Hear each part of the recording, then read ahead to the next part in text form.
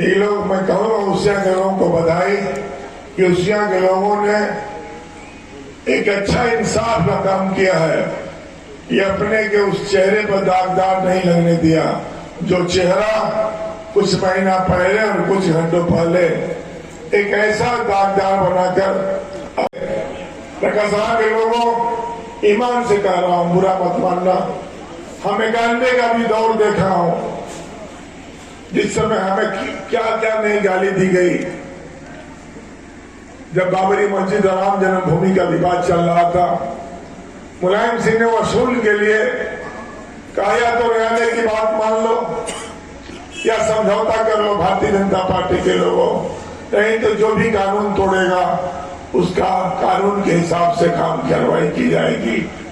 और हम लोग को कातिल से लगाया क्या क्या कहा गया, लेकिन इस इलाके के लोगों ने, चाहे हिंदू हो या मुसलमान हो, चाहे राजभर समाज के लोग हो, चाहे यादव समाज के लोग हैं, बहुत बड़ी बुरी लहर थी, हम चुनाव में देखे थे। उस समय लोगों ने मुझे जिताया नहीं, मेरे 5-5 लोगों की हत्या हुई, हम अपना बूथ का बक्सा भी नहीं पहुंचवा पाए। लेकिन इस इलाके के बुजुर्गों को मैं सलाम करना चाहता हूं, इस इलाके के नौजवानों को सलाम करना चाहता हूं कि उस बुरा दौर में भी आपने जिताकर दिलदार नगर और आज का जमुनिया को आपने दागदार होने से बचाने का काम किया। आपने पहल को बना देंगे, सरदार को बना देंगे, लेकिन जिसने देश की आजादी के बाद हिंदुस्तान को अपना मातृ वतन चुना, जिसने हिंदुस्तान में रहना पसंद किया, वो आज हिंदुस्तान के लोग नहीं है। जो पाकिस्तान चला गया उसको चिढ़ाते तो समझ में आता है, लेकिन किसी देश की बंटवारे की बात हुई थी, एक तरफ सेक्युलरिज्म था, दूसरे तरफ इस्लामिक देश बन रहा था। यहाँ के मुसलमान भाइयों ने पाकिस्तान को नहीं, हिंदुस्तान को अपना घर, अपना परिवार, अपना समाज माना। आज उसी में बात हो रही है, हम नहीं जानते कि देवता में क्या नारा लगा है। लेकिन एक बात बताना चाहता हूं, मुझे पिछली बार चुनाव में कैसे हराया गया, आरएसएस के लोग कितना घटिया काम करते हैं, ये नफरत फैलाते हैं। आज तो भारतीय समाज पार्टी से ओम प्रकाश राजभर से समझौता हो गया है तो दर्द बढ़ गई। आज समझौता चौहान पार्टी से हो गई है तो दर्द बढ़ गई है। बलवान पार्टी जो कुशवाहा लोग की है पश्चिम में, उससे समझौता हो गया तो दर्द बढ़ गई है। दर्द ही नहीं बढ़ी है, उनको इस बात की पीड़ा है कि हम इतना फसाद फैलाने के बाद भी हम उत्तर प्रदेश सरकार नहीं बना पाएंगे। उत्तर प्रदेश हिंदुस्तान का दिल है और दिल कमजोर हो जाएगा तो याद रखना, कभी शरीर मजबूत नहीं हो सकता। हिंदुस्तान, आप एमपी बनाने की बात कर रहे हैं, सज्जन लड़ रहे हैं। एमपी तो आजम खां साहब है, एमएलए उनकी पत्नी है और उनका बेटा भी एमएलए था। एक केस में 37 तारीख पड़ गया, 7 जज हटा दिए गए। जो लड़का पैदा हो, डॉक्टर कह रहा है 21 तारीख को पैदा है, अद्भुत न्यायपालिका है। बेटा इस दिन पैदा है, नर्स कह रहे इस दिन पैदा है। मदरसों की नित्य तय है, हमें गुस्सा कब आएगा? तो हुकूमत बैठी है, हुकूमत किसके लिए है?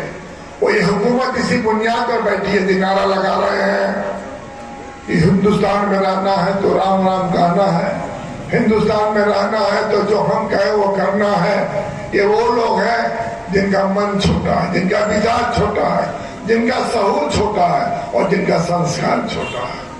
भाईचारा जो उस समय देश के आजादी के समय हिंदुस्तान के जो संविधान बना था, उस संविधान में ये कहा गया था कि हर जात धर्म मजहब को अपनी धर्म की आजादी रहेगी, वो जैसे रहना चाहेंगे रह सकते हैं, उनको कोई रोका नहीं जा सकता है, उन्हें तंग नहीं किया जा सकता है।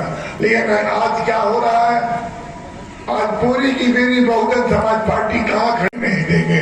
जहाँ ये तरह का हालात हो, मैं आपसे पूछना चाहता हूँ, भाई मनमोहन सिंह पता कर लीजिए, कल 770 गाड़ी लेके जा रहे कि नामांकन किए और उनके खाते में आप पता कर लीजिए 16,068 रुपया ये ऑनलाइन है और उनकी बीवी के खाते में 268 रुपया।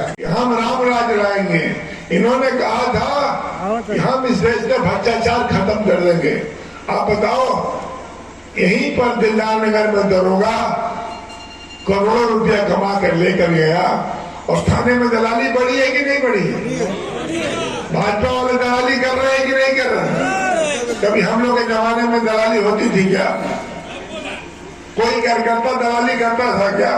हमारा प्रधान सीना ठोक के जाता था, कुर्सी पर बैठता था और दरोगा से अपनी बात को ताव से कहता था। लेकिन क्या हालत है? देवी जी रकसा में कितनी बार आई है हम नहीं जानते, लेकिन मैं जहां जा रहा हूं पूछ रहा हूं, विधायिका जी आई थी ना? 5 साल में भी आई नहीं है। अब ये वोट कहीं कहीं जा रही है तो कह रही है हमारा को वोट ना चाहिए, जोगी जी या मोदी जी को वोट दीजिए आप लोग। तब जोगी जी मोदी जी लड़ा तो तू का चले जो तो क्यों डॉक्टर बोलो जाता था। सफाई कर्मचारी भीड़ इकट्ठा नहीं हो पा रही है। भाजपा पूरी तरह फेल है। भाजपा अपने हर कार्यक्रम में इन्होंने कहा था कड़वा तेल 220 रुपया किलो हो गया। कहते हैं डीजल पेट्रोल से गरीब से क्या मतलब है? हम आपसे पूछा चाहते हैं रकसा के बुजुर्गों नौजवानों, रकसा से दिलदार नगर जाते हो तो टेम्पू का भाड़ा जब रेट बढ़ा है तो आप देते हो कि मोदी जी देते हैं? कहते हैं डीजल से पेट्रोल से गरीब से क्या मतलब है? आप बताओ, जो गरीब लोग हैं मैं उनसे पूछना चाहता हूं, अनुसूचित जाति के लोग हैं, आज बाबा साहब का, अम्बेडकर साहब का संविधान खतरे में है।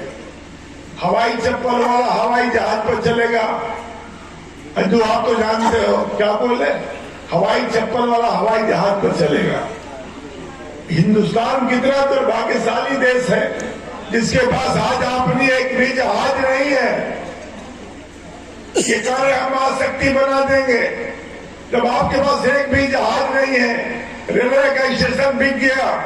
दिलदार नगर से रकसा से दिलदार नगर जाने में 10 रुपया, स्टेशन से प्लेटफार्म पर जाने पर प्लेटफार्म भाड़ा 50 रुपये, 30 रुपया था 50 हो गया,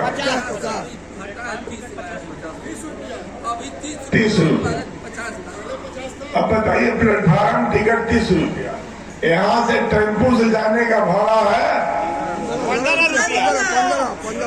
मैं कसा से ले जाऊंगा भाड़ा 15 जरूर पहचाना। कौन आपका दुश्मन है? कौन आपका विरोधी है? और कहां से आपका नुकसान हो रहा है? भाजपा को जिताने के लिए हमारे ही आपकी कतार के लोग भाजपा को जिताना चाह रहे हैं। हमारे ही आपके लोग हमें आपको बेबस और लाचार करना चाह रहे हैं। इनका मकसद राजनीति में कुछ करना नहीं है, धंधा बनानी है। इसमें सब रंग कहीं न कहीं मौजूद है। इसी तरह मैं कह रहा हूं, आपकी सोच से इतनी बड़ी जनसभा हो रही है, 2 बार अजान हो चुका, लंबी बातें हो गई, इसलिए मैं थोड़ा सा नींद भी लग रहा था। हम इतना ही उस बात पर फिरा रहते हैं, ईमान वालों, जिसका ईमान सचमुच सही है वही मुसलमान है। और ईमान के बारे में उन्होंने कहा अल्लाह उसे कभी नहीं माफ करता तो दूसरे का दिल दुखाता। आज जरूरी है, आज आवश्यकता है रकसा के लोगों, थोड़ा सा मन को बड़ा कर दो। इस बार जो ऐसे लोग हैं 10 दिन का साथ बना फल लेकर खड़ा है, हम बाद में झगड़ा कर लेंगे हमारा आपका, लेकिन इस समय ये 22 का चुनाव नहीं है। हमारे पप्पू भाई रकसा की बात कर रहे थे तो प्रकाश जी, ये चुनाव 22 का है कि 24 का है? हमने कहा 22 का सेमीफाइनल है। उत्तर प्रदेश में भी हम लोग जोगी को उतार देंगे तो 24 में धक्का मार के दिल्ली से उनको भी करना। इसलिए मैं कहूंगा कि अभी तो पता ना कैसे कैसे वोट पड़ेगा। 20 तारीख को वोट पड़ेगा। जो विकलांग है, जो 80 से ऊपर है, जो कर्मचारी हैं, घर घर घूम के वोट पड़ेगा। वो बोलेंगे साइकिल तो ही दे देंगे सब फूल में वोट। कितना टफ करती हैं। क्या हुआ, लालू जी से हमारी बात हुई थी, बेचारे का सजा हो गई, 5 दिन पहले फोन वापस कर दूंगा रिश्ते का, मुझ पर भरोसा करो, मैं सचमुच आपका बेटा हूं, मैं आपका पड़ोसी हूं। बाप दादा ने कहा चलो भाई हो, तुम अल्लाह को मानते होंगे, भगवान को मानते हैं, यही कसूर है या यही दोष है या यही पाप है या यही पुण्य है, इसके सिवा ऐसा कोई गुनाह नहीं हुआ है जो हम आपके सवाल पर आपके साथ नहीं खड़ा रहा।